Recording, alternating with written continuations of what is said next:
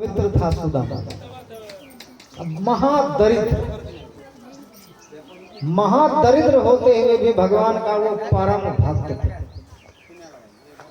भिक्षा मांग करके खाते थे। आज ऐसी स्थिति बहुत कम है लोगों जो भीख मांग करके खाए। तो सुदामा जी भिक्षा यापन करके अपना जीवन बिताते थे। घर में कई संतानें, पत्नी, और जीवन बड़ा दुख में। अंदर से तो वो बड़े वितरागी थे, वैराग्यवान थे, लेकिन जीवन अकेला हो तब ना। वहां 5-6 बच्चे, पत्नी, उनके लिए उनको भीख मांग करके लाना होता था। और भगवान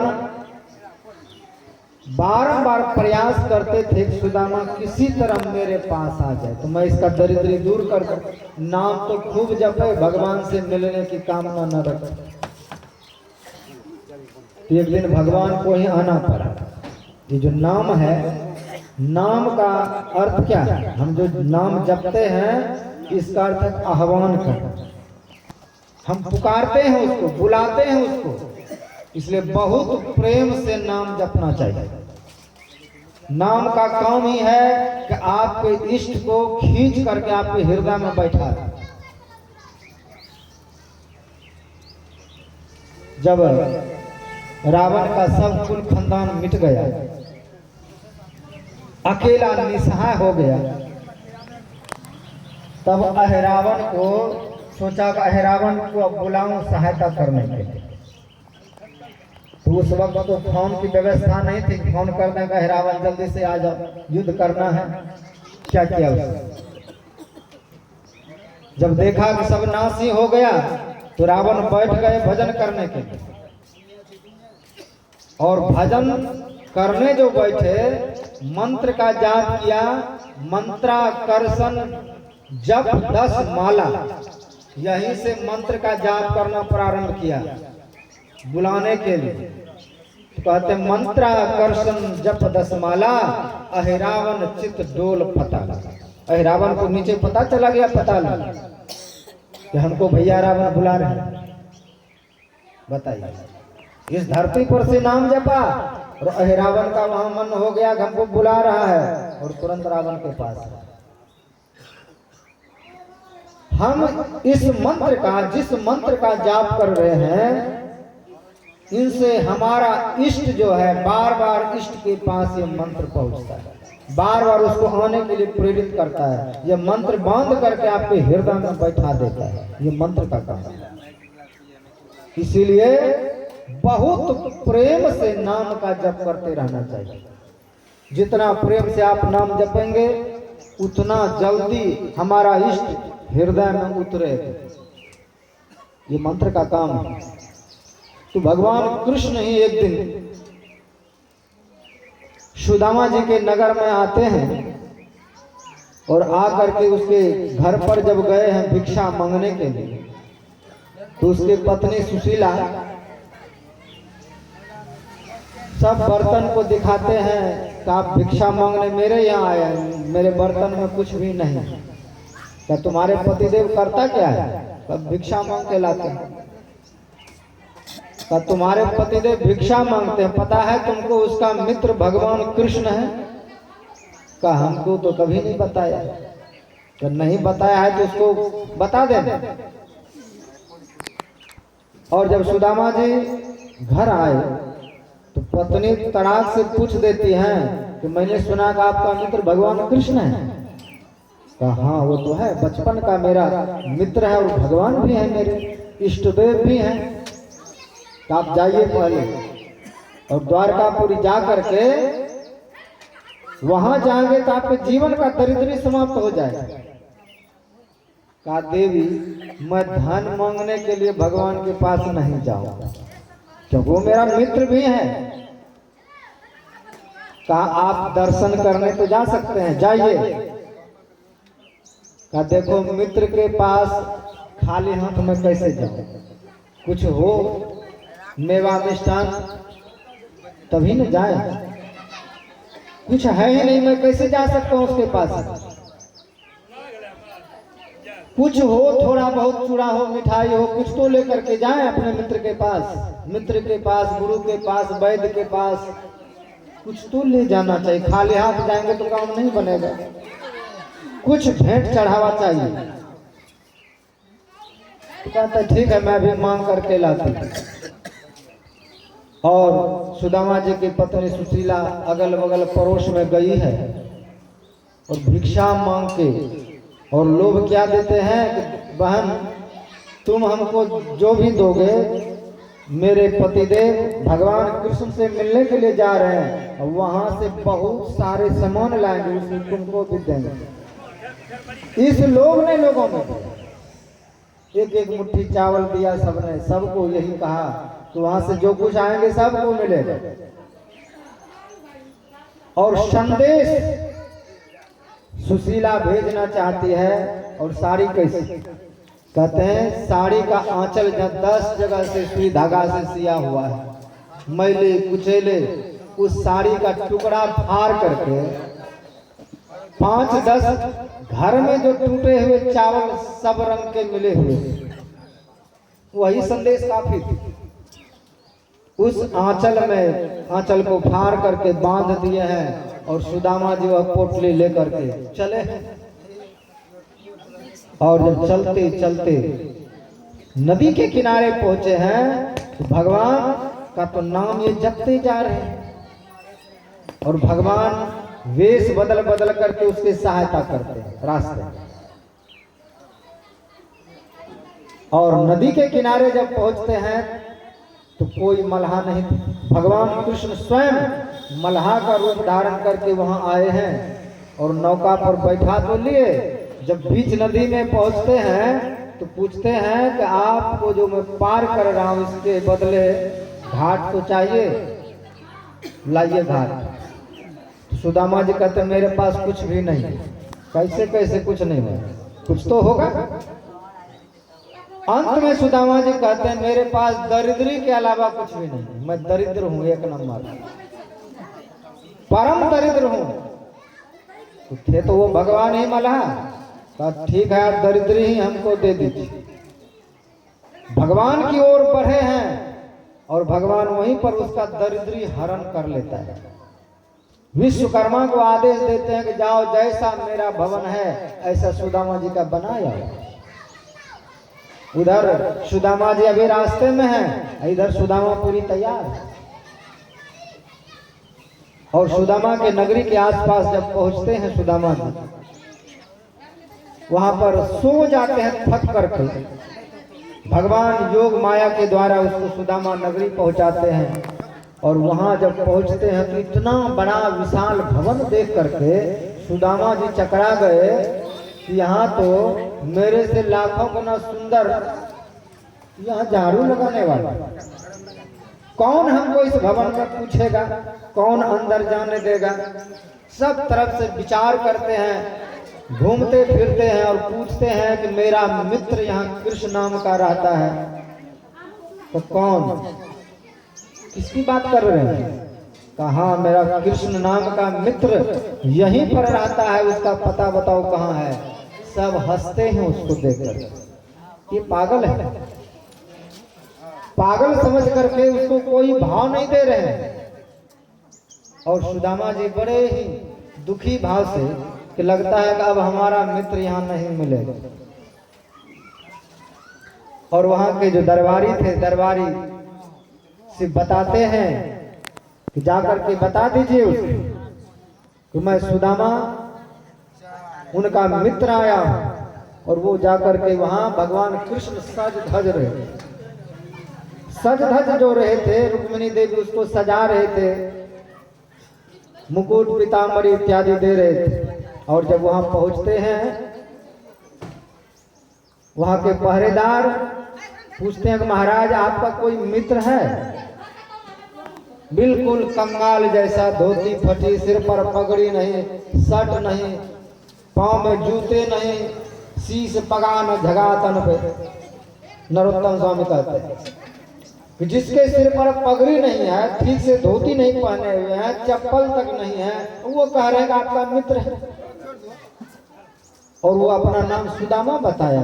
सुदामा शब्द सुनते हैं भगवान सिंहासन से कूद पर, और कूद करके जब गए हैं तो आज साक्षात लक्ष्मी परेशान है। कैसा कौन सा व्यक्ति है जिसके लिए इतना व्याकुल होके जा रहे हैं, दौड़ते हुए जा रहे हैं, परेशान होके जा रहे हैं। कहीं पीताम्बरी गिर गया, कहीं जूता चप्पल गिर गया, कहीं कुछ गिर गया।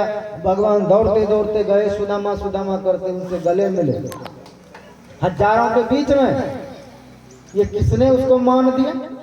एक नाम ने, एक जप ने कितना आदर सम्मान दे दिया है, कितना दिया है। सुदामा जी को ले गए धीरे धीरे और ले जाकर के भगवान अपने उस त्रिलोकी स्थान पर बैठाया जो श्रेष्ठ था तीनों लोकों में, वह द्वारका की गद्दी, उस पर बैठा देते हैं। भगवान स्वयं उसके चरणों में बैठते हैं। ये किसका प्रताप है? का भजन का प्रताप है कि भगवान चरणों में बैठे, उसके गद्दी पर सुदामा को बैठा रखते हैं। और लिखते हैं नरोत्तम दास जी महाराज कि ऐसे पैर फटे हुए हैं, पैर को जब देखते हैं हाथ लगा करके कांटे कांटे भरे हैं। और लक्ष्मी जी हाथ में सोने का कलश लिए खड़ी है, इसके चरण धोएंगे। लेकिन भगवान अपने मित्र का, अपने भक्त का वह चरण देख करके इतने रोए, कहते पानी परात को हाथ छुओ नहीं, नैनन के जल से पग धोए। उनके चरणों को पखार देते भगवान, रो रो करके दांतों से खींच खींच करके कांटे निकाले। सुगंधित जल से उसका अभिषेक किया गया, स्नान किया गया, दुग्ध से स्नान कराया गया, पवित्र वस्त्र उसको धारण कराया गया, फटे वस्त्र को रख दिया। और जब उस महान पलंग पर भगवान जब लेटे हैं, बैठे हैं, तो भगवान पूछते हैं सुदामा जी, आप बार बार कहते थे कि हम महात्मा बनेंगे, विवाह किए कि नहीं? सुदामा जी का सिर झुक गया और कहते हैं क्या करें, पिताजी के दबाव में आकर के हमको करना पड़ा। और जैसे कहा सुदामा जी ने कहा विवाह किए हैं, तो भगवान कहते तब तो भाभी मेरे लिए कुछ भेजा होगा, चलो वो लाइए। तो सुदामा हताश हो गया कि जहाँ ऐसे ऐसे सुंदरियां सेवा में लगे हुए हैं, ये दासी हैं, इनके सामने वो फटे हुए वस्त्र में कच्चे चावल 10 घर से मांगे हुए मैं कैसे दूं? तो सुदामा जी वह चावल का पोटली कांख में छुपा लेते हैं, कैसे दूं थोड़ा सा इतना चावल, किस हैसियत से मैं इसको वह दूं? और भगवान कहते नहीं भाभी मेरे लिए भेजा होगा, हमको दीजिए प्रसाद, कुछ लाए होंगे। बार बार वही टोक दे, कह रे छोड़ो ना, बताओ तुम विवाह किए कि नहीं?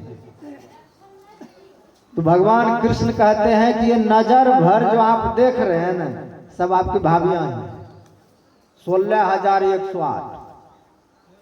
सुदामा जी कहते हैं हमने एक किया तो लौना दे दिया कि बुलाए नहीं विवाह में, और तुमने जो इतना किया, एक बार भी याद आया कि सुदामा जी को बुला ले? कहा चलिए कोई बात नहीं, आप यहाँ तो आ गए हैं, लेकिन हमको पहले वो प्रसाद दीजिए जो मेरी भाभी ने भेजा हो। अब सुदामा बिल्कुल सरदम हो जाते हैं, तो भगवान मांगते हैं जीव से कि मेरे लिए कुछ दीजिए। भगवान कृष्ण कहते हैं अगर आपके पास कुछ भी नहीं है तो पुष्प चढ़ा सकते हैं, पुष्प ही दे दीजिए, फल ही दे दीजिए, जल ही दे दीजिए।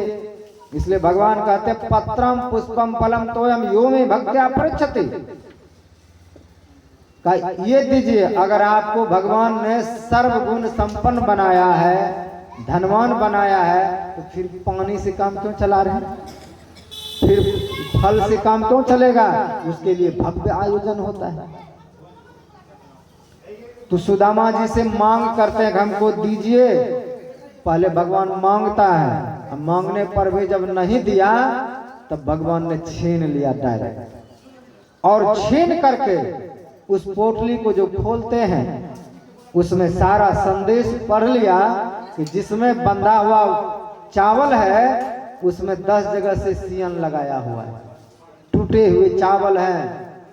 एक मुट्ठी लिया भगवान और एक लोक में जितनी संपदा हो सकती है मुंह में डाला और उसको चबाते हुए सुदामा जी को प्रदान किया। दूसरी मुट्ठी चावल मुंह में लिए और दूसरे लोक की संपदा उसको प्रदान करने लगे। तीसरी मुट्ठी लेकर के जब मुंह में डालने लगे, रुक्मिणी देवी दौड़ करके भगवान का हाथ पकड़ लेते, प्रभु अब मुझे भी दे दोगे क्या? 2 लोग तो आपने इसको प्रदान कर ही दिया, क्या आप मुझे भी दे देना चाहते हो? तो भगवान कहते हैं देवी ऐसे अकिंचन भक्त के लिए मैं तुम्हें भी दे देना पसंद करूं। मेरे लिए भक्त के अलावा दुनिया में कोई प्यारा नहीं है, ब्रह्मा भी प्यारा नहीं है, शंकर भी प्यारा नहीं, तुम भी प्यारे नहीं हो। भक्त के अलावा दुनिया में कोई हमको प्यारा नहीं है। तो रुक्मिणी देवी चावल हाथ से ले लेते हैं, प्रभु इस प्रसाद पर सबका हक है, आप अकेले चबाए जाना चाहते हैं? तो रुक्मिणी देवी ले करके एक एक दाना सबको दिया और भव्य तरीका से सुदामा जी का वहां पर स्वागत हुआ, भोजन हुआ। और भोजन होने के पश्चात भगवान कृष्ण प्रेम से उसके पास बैठते हैं और बैठ करके जो गुरुकुल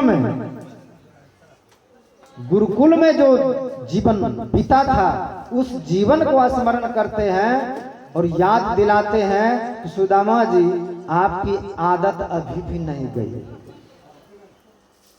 जब गुरुकुल में पढ़ते थे तो गुरु माता ने चनंग दिया, लकड़ी काटने के लिए भगवान कृष्ण गुरु सेवा में गए थे, सुदामा जी भी गए थे। बारिश का समय चना दिया कि बेटा रास्ते में भूख लगेगी तो खा लेना। और घनघोर बारिश होने लगी और सुदामा जी पेड़ पर चढ़े, भगवान नीचे रहे और उस बारिश में अकेले चना सब चबा गए थे सुदामा जी। क्या कहते, गुरु से कपट मित्र से चोरी। क्या होता है? ऐसे स्थिति पर सुदामा पहुंच गए कि भगवान जैसे वैसे परम मित्र से चोरी करके सब चना अकेले खा गया, जिसके कारण परम निर्धन हो गए। आज भगवान के पास आए हैं, भगवान उसको दिव्यता से भर दिया है, लेकिन सुदामा जी को पता नहीं। 4 दिन 5 दिन बीत गए, भव्य उनका स्वागत हुआ, भोजन हुआ। जब जाने लगे तो भगवान कृष्ण कहते हैं कि मित्र अब तुम जाओ, क्योंकि वहां पर बाल बच्चे हैं, सब दुखी होंगे, आप अब जाइए। और हाँ, रास्ते में ये महंगे जो पीताम्बरी है कोई छीन लेगा, इसको उतार दीजिए। और वही फटा हुआ उसको पहना दिया। बताइए, फटा हुआ वही वस्त्र सुदामा जी पहन लिए हैं और फिर वहां से चल बने हैं। और जब चले हैं तो रास्ते में विचार करते हैं कि कहाँ मैं निर्धन और कहाँ ये त्रिलोक धनी भगवान। अच्छा हुआ कि हमको धन नहीं दिया, अच्छा हुआ, कम से कम इतने लोगों में हमको सम्मान दे दिया, ये कम है। और सुदामा जी वहां से निकले हैं, भगवान तुरंत उधर से बैलगाड़ी देश बदल करके मित्र का सहायता करते और सुदामा नगरी के पास जाके छोड़ देते हैं। और सुदामा जी जब अपने गांव में पहुंचे तो इतना उसको दिग्भ्रम हो गया कि लगता है कि मैं द्वारकापुरी ही आ गया। सूरदास जी महाराज लिखते हैं कि सुदामा मंदिर देख डरे, यहां थी मेरी टूटी झोपड़िया, कौन राजा हरे। सुदामा मंदिर देख डरे, डर गया कि मेरा यह टूटी हुई झोपड़ी थी, फटे वस्त्र में हमारी पत्नी बच्चे किसने हरण कर लिया। तब तक देखते हैं छम छमाछम करते हुए ऊपर से नीचे उतरी कोई स्त्री और सुदामा जी के चरण जब छूने लगे वो सतर्क हो गए कि ऐसी सुंदरी कौन हो सकती है। कहते, हे माता जी आप हमको प्रणाम क्यों करते हैं? तब सुशीला जी की तो पत्नी ही थी, लेकिन अब वैसी नहीं थी जो मलिन अवस्था में थी, अब दिव्य लक्ष्मी जैसी हो गई थी। दिव्य वस्त्र अलंकार, वस्त्र दिव्यता में छा गई। सुदामा जी ने देखा गौर से तो उन्हीं की पत्नी सुशीला थी। कहते हैं देवी इस हालत में कैसे? का आप जैसे भगवान के पास पहुंचे भी नहीं होंगे तब तक यहाँ पर पूरा पूर्ण कर दिया है सब तरफ से। तो सुदामा जी को ये बात बहुत बुरा लगा कि हमारा मित्र बचपन में तो छलिया था, अभी भी हमारे साथ छल किया, हमको जानने तक नहीं दिया और सब चीज से भर दिया। जाओ मैं इस भवन में नहीं रहूंगा। रूठ गए। पुनः भगवान वहां पर प्रकट होते हैं, सुदामा जी को मनाए और कहा कि अब आप इसी में रह करके भजन कीजिए और इसी में आनंदित तो होइए। अंत में सुदामा जी को भगवान अपना परम धाम प्रदान किया है। तो नाम से जीवन में सब कुछ आ जाता है, जीवन के संपूर्ण संताप मिट जाते हैं। गोस्वामी जी लिखते हैं कि फिरत स्नेह मगन सुख अपने, नाम प्रसाद सोच नहीं सपने। का नाम के प्रसादी से जीवन के संपूर्ण सोच चिंता फिक्र मिट जाया करती है। इसलिए भगवत नाम का सदैव स्मरण करें। गोस्वामी जी क्या कहते हैं? उस नाम को सदैव अपने जिह्वा पर रखें, सदैव आपका मंत्र चलता रहे। अगर मंत्र हमारा चलता रहेगा, सतत प्रयत्न रहेगा, तो गुरुदेव कहते हैं कि सर्व क्षण गुरु मन जो में ही रहे हो, निश्चय निर्वाण हो सब संत कहे हो। सभी संतों का एक ही वचन है कि हमको इस जीवन में निर्वाण तक दे देगा, जीवन के संपूर्ण दुखों को दूर कर देगा। इसलिए नाम की महिमा सभी संतों ने गाया है, सभी भक्तों ने गाया है, सभी अवतारों ने गाया है। इसलिए एक नाम एक जाप को अगर पकड़ लेते हैं, एक रूप को पकड़ लेते हैं, एक ब्रह्म प्रकाश को पकड़ लेते हैं, एक सार शब्द को पकड़ लेते हैं, एक एक होने की बात है। अभी हम लोग अनेक में फंसे हुए। भगवान के कितने नाम? का अनेक नाम। भगवान शिव कहते हैं कि सप्त कोटि महामंत्र चित्त विभ्रंश कारक, एक एव महामंत्रो गुरु रित्यक्षर स्वयं। का संसार में 7 करोड़ मंत्र। भगवान शिव के कितने नाम हैं? का 1000। दुर्गा मैया के कितने नाम हैं? 1000। राम जी के 1000, कृष्ण भगवान के 1000, हनुमान जी के 1000, इसका हजारों हजार, इसका नाम कहते सहस्त्र नाम। तो भगवान शिव कहते हैं कि 7 करोड़ मंत्र है। 7 करोड़ मंत्र में आपको कौन तारेगा? का जो आपको गुरु ने दिया। गुरु प्रदत्त मंत्र को जपने से ही आपका उद्धार होगा, अपने मर्जी से मंत्र जपने से नहीं होगा। का इसका प्रमाण देख लीजिए, बरगद का पेड़। अब बरगद के पेड़ में कितना फल है? ये फल में कितना बीज है? कभी देखे हैं बरगद पेड़ के नीचे कोई पौधा जन्म लिया हो? नहीं लेता। अगर बीज डायरेक्ट धरती पर गिर करके जन्म ले ले तो सारी धरती पर यही बरगद पीपल पाखड़ ही हो जाए। का ऐसे वो जन्म ही नहीं लेता है। का कोई पक्षी उसको खा ले, उसको पचा ले, तब जाकर के पहाड़ पर भी वो छोड़ देता है तो जन्म ले लेता है।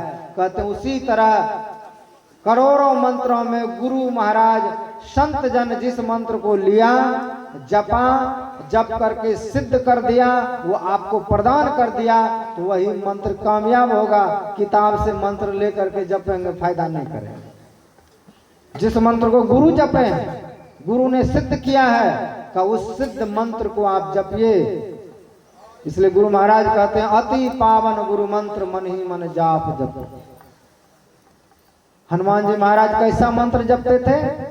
कहते सुमरी पावन सुत पावन नामो, अपने बस करी राखे राम।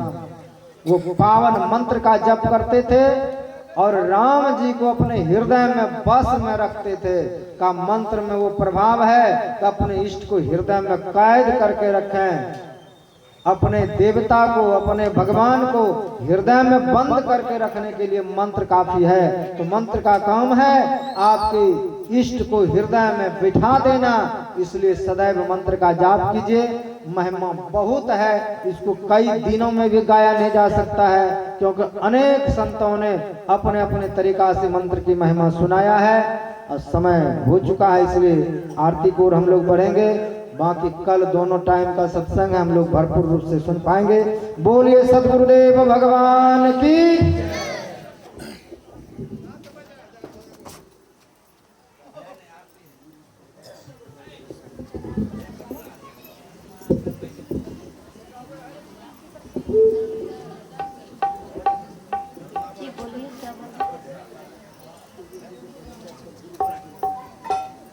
अच्छा, गुरु संकीर्तन आज रविवार है,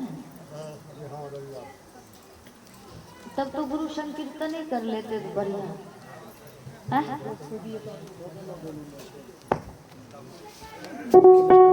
बोलिए प्रेम से श्री सद्गुरु।